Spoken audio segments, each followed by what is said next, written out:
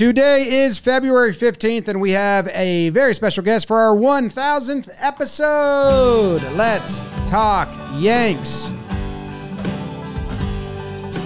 Taking out to the ball game. Ryan Cashman. Recaps galore, weekly awards. Airline, steaming hot chicks. Get your Yankees news from these two fine dudes. It's time for Talking Yanks. Talking Yanks with old John Boy and Jake. Talking Yanks with old John Boy and Jake. Hello and welcome to Talkin' Yanks. Thank you very much for joining today. If you enjoy Talkin' Yanks and you want to subscribe to the channel, that is much appreciated because we're in a race with these other two idiots that have a channel of similar size to ours. My name is Jimmy. His name is Jake.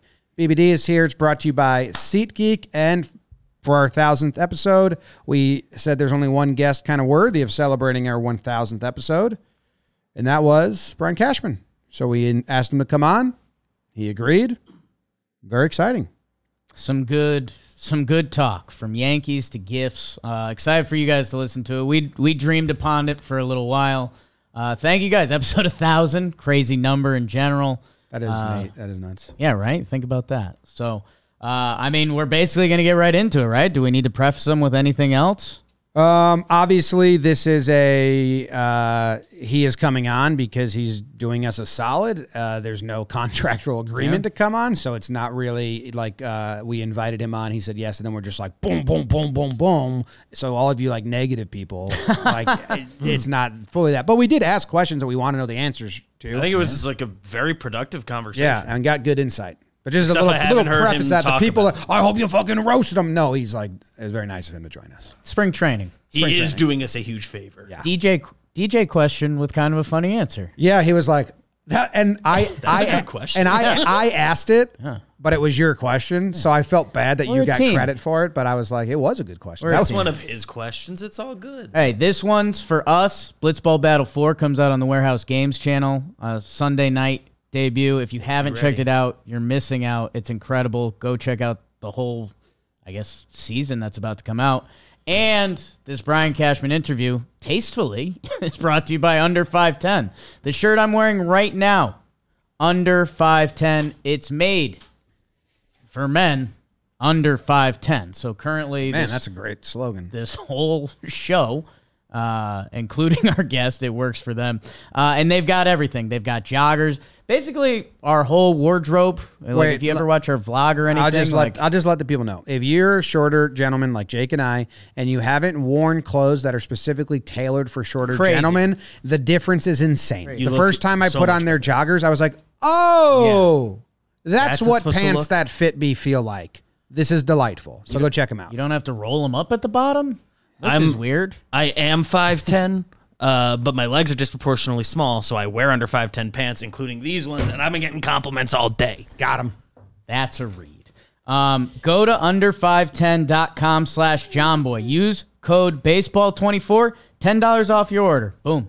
And you get free shipping on orders over $150 and free returns if you head that way. Click the link in the description. Under 510, wearing their shirt right now. There was a couple times during the interview, you might even see me like grinning a little bit. I kind of looked good. Biceps were popping. Under 5'10". So Baseball. Make sure you go check it out. Baseball24, under510.com/JohnBoy. Baseball. For our 1000th episode, we are joined by a special guest and we think longtime listener, Brian Cashman. How you doing, Brian? Muy bueno. How about you guys? Congrats on all your success. Thank you very much. Yeah, thank you for joining us. I want you guys to congrats me for all our success at the end of the year. Let's hope we can get there. Okay. We'll bottle that up. We'll save it. Is my mic going in now? Yeah. Okay. That's the plan. Congrats on all your success. 26 or 27 spring training for you as GM of the Yankees? Do you know the number? I don't know. I was trying to do the math too. Not our strong suit. But not mine either. That's why our payroll is always so high. So. Is it feel different going to spring? Like this time of the year, does it always feel kind of the same? Is it still rat race of deals? Or, I know you said in the scrum, I did see you did, it's not pencils down.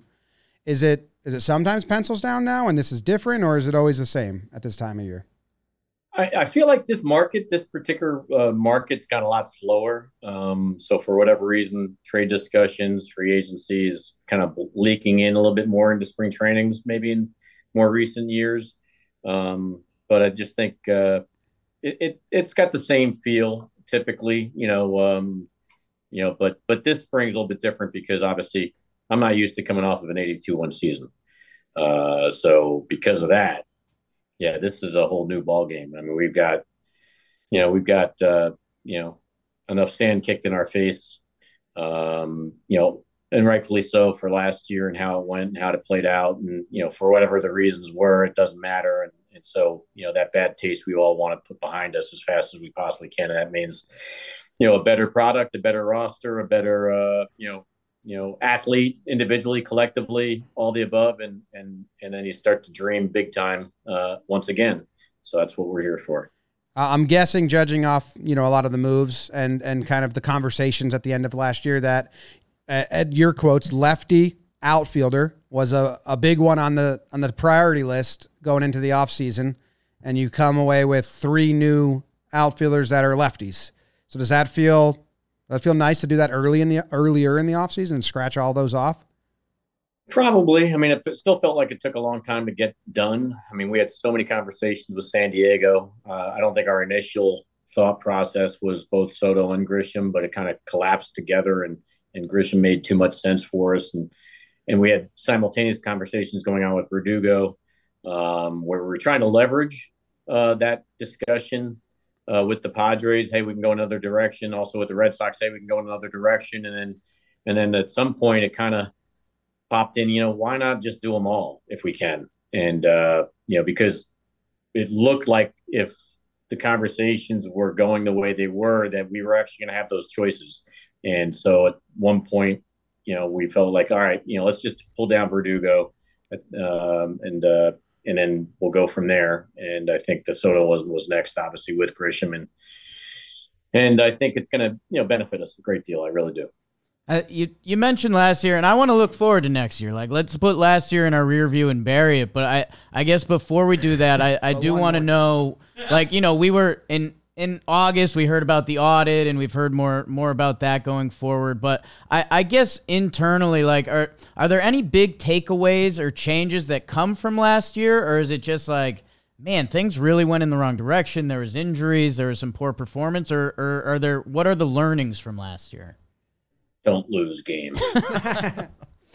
Fair. So, listen, every year you're always trying to, do something improved and kind of learn from whatever you just walked through, and you confront your player pool that needs it. You confront your staff, confront yourself. Owners are going to confront you.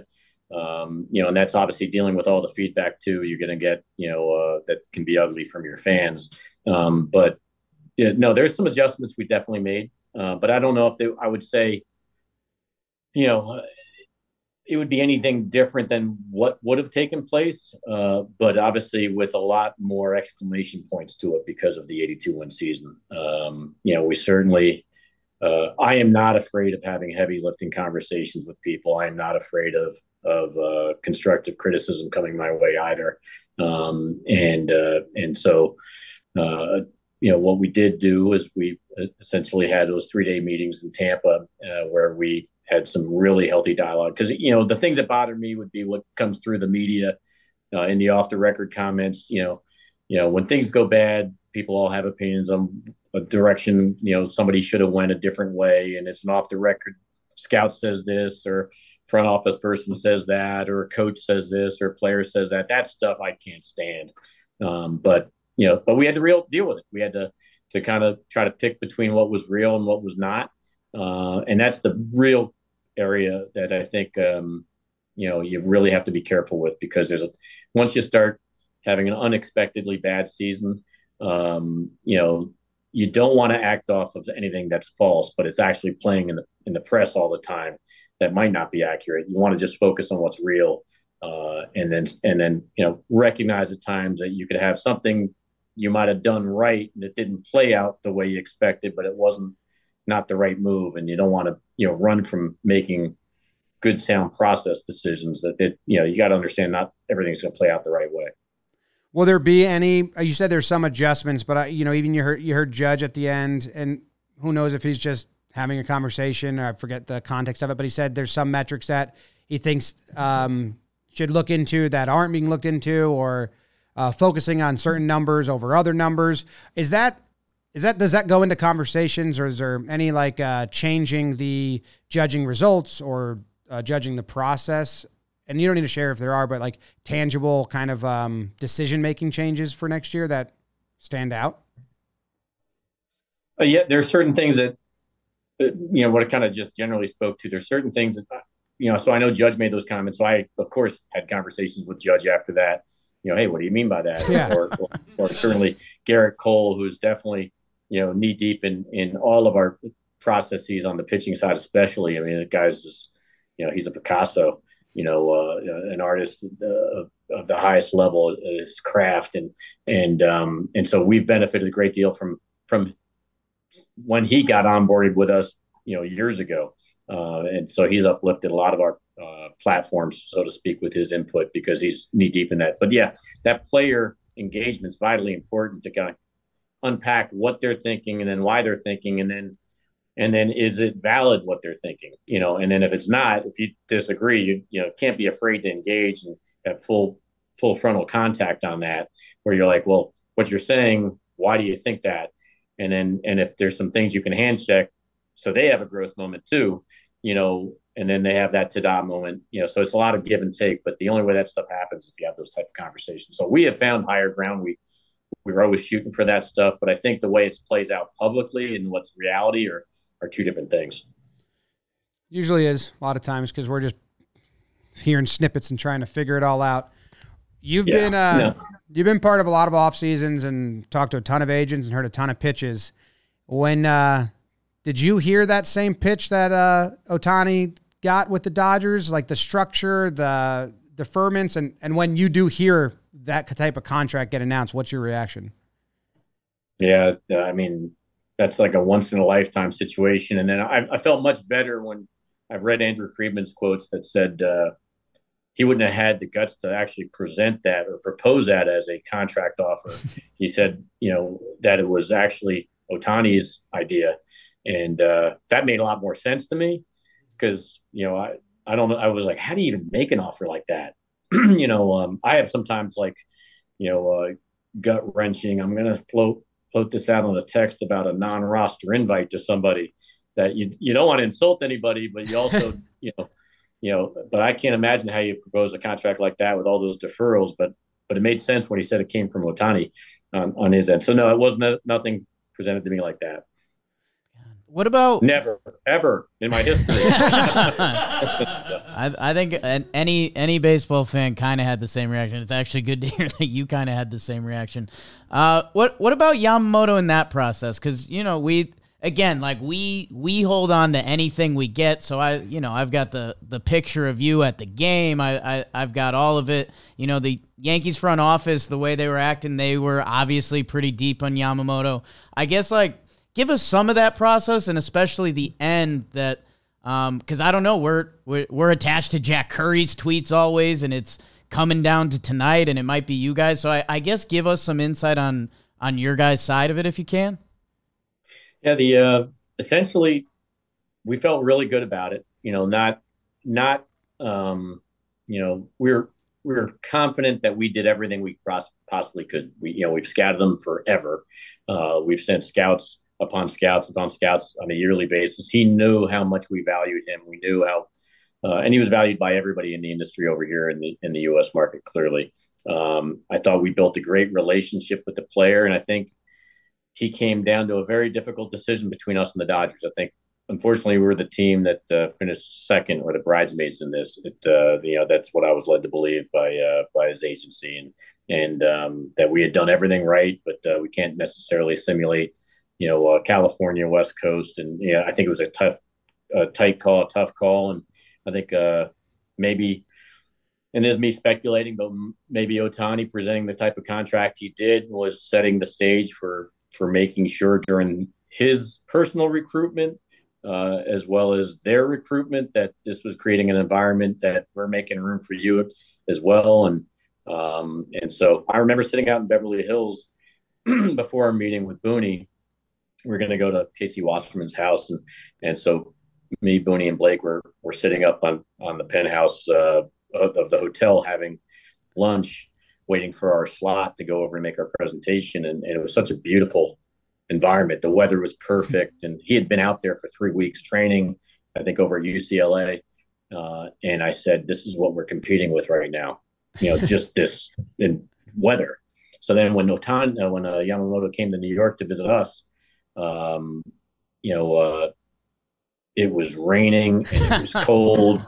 And, we had a great meeting with him that night at Casey Wasserman's house. We had a great meeting in New York, and everything, all signs looked like, listen, he's really comfortable with us. And, but it just didn't work out. Ultimately, in the end of the day, he's got to make a tough decision. I think being a free agent is really difficult. He's coming across the world to a new country, and a lot went into his decision. But I know that, I was really proud of the foot we put forward, but disappointed that ultimately he picked another team. He's a really talented player, really a great pitcher. I think he's going to do well here in the United States, and I love the personality too. And unfortunately, he's a Dodger, and the only good thing about that is it's in the National League and not the American League East. Yeah, that is saving grace. When the craziness of Ohtani and the flight tracking and the Blue Jays was going on, are you thinking, oh shit, this guy's going to be in the division? Or are you like keeping up with that craziness at all that happened that one night? No question. It's stuff that's out of your control. So you certainly get caught up into that and wonder, all right, well, is he going to land in our division? And, how that's going to look at. And then you start wondering how that's going to impact other potential moves they could or maybe can't make now with that type of financial commitment before you heard about this deferral stuff. I follow that without a doubt. Follow everything that's going to potentially impact us, and then ultimately he's going to be a Dodger, and obviously another great player. They're cornering the market right now on players coming over from Japan, so hopefully we can change that over the course of time. We've had some great Japanese players here play for us, as you know, with the Yankees. Oh yeah, guys we're real proud of. When that happens, is it a pivot to Stroman, or was Stroman conversations already kind of happening and in place and going on? Yeah, we started with Stroman back in November. Obviously, everything was being held off on because of Yamamoto, and then we quickly were able to then, finish something off with Marcus. And so, obviously, Brody and I sat down together at the GM meetings, and then we stayed heavily in contact. He lives probably 3 miles away from me in Connecticut, and meeting Brody Van Wagenen. And so we've stayed in touch every step of the way, and then eventually closed things out down here in Tampa because Marcus lives here in Tampa. So it was a great fit in a lot of ways, and someone that was a target of ours as we entered the marketplace. Thankfully, he was still on the board, obviously, once Yamamoto made his decision. That played out a lot longer than we expected it to play out, that decision. And it was wrapping up a lot of the money, that probably the whole industry had. I think it held up the whole free agent market. And this is a genuine question. If this comes off as dumb, that's just kind of who I am. But this is like a 4-part of me trying to shadow you for a day. There is rumors out, or I guess not rumors, but you guys offered to Snell. And I think it's still technically the only offer he received. Like, a genuine question, like, what does he decline? Does the offer, like, stay out there? Or, like, what is that process? Well, I would say it's not like you do official offer sheets and you write them up in writing and you fire them off in a fax or an email, and you just have conversations with agents in the marketplace about their players and what are you thinking? What's your floor look like? What are you trying to obtain? And then this is what I'm thinking, or this is what we're thinking. And you float some weather balloons that way and see how the responses come back. And then if you feel like you're within range, then you can get more serious. And so we definitely had a lot of conversations with Scott Boras regarding his pitching. Obviously Blake being one of them, and Jordan Montgomery being another one. And but ultimately, it didn't lead anywhere at any of those times. So, obviously, that was it. So nothing more to add. Cool. Let's get into these Yankees, Jim. Yeah. Going back, I don't know how like some of the reports about offers that were made or that type of stuff. I wouldn't always follow that as being accurate either. Okay. I'm not saying we didn't make an offer. But like the specificity, which I had trouble saying right now for some reason, of what was presented publicly wasn't necessarily accurate. But a lot of dialogue, is a lot of dancing around what could you consider, what would you consider, what wouldn't you consider, and us sharing what we wouldn't consider based on their responses too. And that's typically the dance you have with the agents. Is most trade conversations these days text messages? Yeah, that's become it's better to insult people via text than it is, or it's easier to insult them on a text thread than it is on the phone. So that's the best way to start out the dialogue. Do any GMs like delete old texts or stuff, or like send it in invisible ink? No, I'm not the invisible ink, but I'm a big GIF guy. So okay. I'll definitely send like a puking GIF back, stuff like that, or a cow taking in the pasture. Gets the point across nice and easy. I like that. In response to some overtures coming my way, which I don't like. So that's funny. That's good. All right, yes. Looking at the Yankees now, one quick question we had is this the first spring training where DJ's coming in as everyday third baseman, and is that like a conversation? Is that true? And then if so, is that a conversation that's had? Does he just kind of know, or is that not true? Is he still utility? Bring all your gloves, DJ. That's a good question. I just feel like in my mind he's penciled in over at third. Unless injuries hit, and then so if Rizzo goes down, he can swing over to first. If Glaber goes down, he can swing over to second. So I know when we signed him, we had whoever we had all over, and he was going to get everyday reps. We just didn't know what the only day he didn't play was the opening day, which kind of sucked for him because he was a better player than that. But we had just come off of getting knocked out of the ALCS, and so when he wanted to honor the guys that had been there, understandably so. So that conversation wasn't fun, but ultimately, the value that he does bring is that he is a really gifted player when he's firing on all cylinders. So I'd expect him every day over at third, and then be ready to pivot if needed, based on how the roster adjusts because of injuries at some point. And the guy next to him, Volpe, he puts together a rookie year. He gets the Gold Glove, and you see the talent. You see the homers. You see the stolen bases. A lot of the offensive stats from the fan perspective ended up a little lower than I think we were hoping. But again, Yankee fans and expectations, sometimes we could come in a little high. I guess on your guys' end and player development wise, is there anything like, hey, we want you to work on this, and this, or is it still like letting him evolve as a young player? And then I guess where do you guys get involved player development wise? Oh yeah, he's not a finished product, no doubt about right. that. And so he's got some objectives that we got him working on, and he knows what he knows what his strengths are. He knows the areas of weaknesses that they're trying to define the higher ground with, and there's definitely a higher level to him, especially on the offensive side, and I think he'll reach that. But obviously proof will be in the pudding. But his kid is wired right, as you all already know. He's worked his tail off once again, no surprise. So I'm going to be excited to see what he can do for us. Obviously, it'd be great to have whatever the percentage increase in his offensive capabilities are as he reaches that ceiling that he possesses. If he can close the gap on a lot of those things in the 24 season for us, that'll be a huge lift, because I think the offense has a chance to be really good. It should be really good, but it could be really extremely improved if someone like him at the back end is starting to approach the ceiling he possesses, because he's got a high ceiling.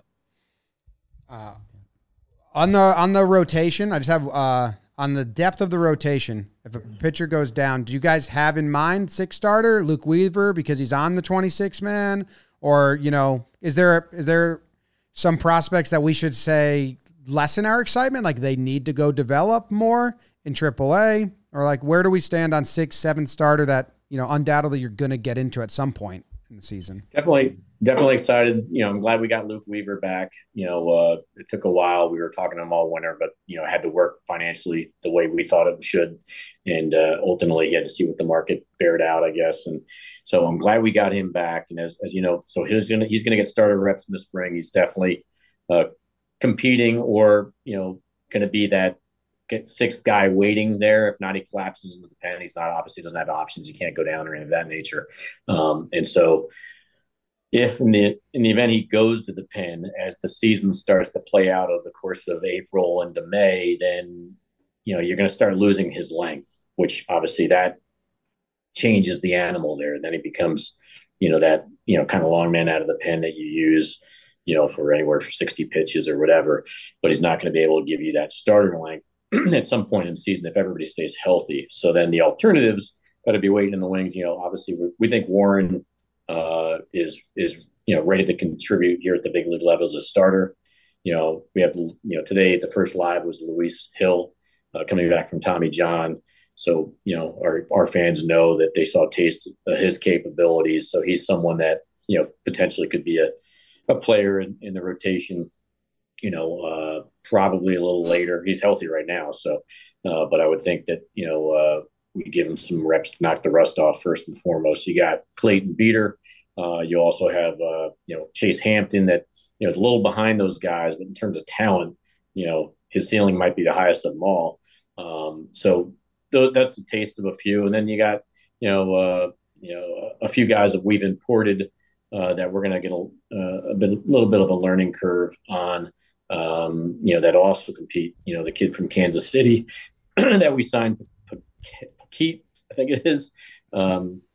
He's someone I think that might take a shot at a lot of these things too. So a few of these guys, I think, Matt Blake will get his hands on, and then we'll get a better feel for what we got. We've seen you bring guys to camp that have been out of baseball for a little bit. You had Litke, and then he comes. He's on the roster for 2 years straight, doesn't miss a day. Does a great job in his role. Last year, Hamilton gets the invite, breaks camp with the team. Is there a guy that we need on our radar right now that you've secretly scouted? You like some data? You think he might be the next guy to do that? No, I'm always the pessimist. So our pro scouts and our analysts bring up guys all the time that we bring as in our eyes, and then I'm like, I want to wait and see it myself. And even when Booney's like, hey, I saw this guy throw just now. He looks pretty good, or it could be a hitter, but until I start seeing it play out in games later in camp, that's, probably the last 2 weeks of camp. That's when I start to feel like then you lock in a little bit. This might be real, because everybody gets excited about a lot of things early. Everybody looks like they're in great shape. Everybody, is talking about how it's already happening. And I'm not saying it's not real, because I can honestly tell you our guys look like they've really worked their tail off, and we're thankful for that. But I'm also not the one that would sugarcoat it. If they weren't working their tail off, I wouldn't say it. But I do know that everybody who watches Pens and everybody looks so good all the time. And that's noise for me. I want to wait and see how it plays out when the games start, and what it looks like when I'm sitting behind home plate. And then I I'm one of the last ones to get on board with it, because I want to give it more time.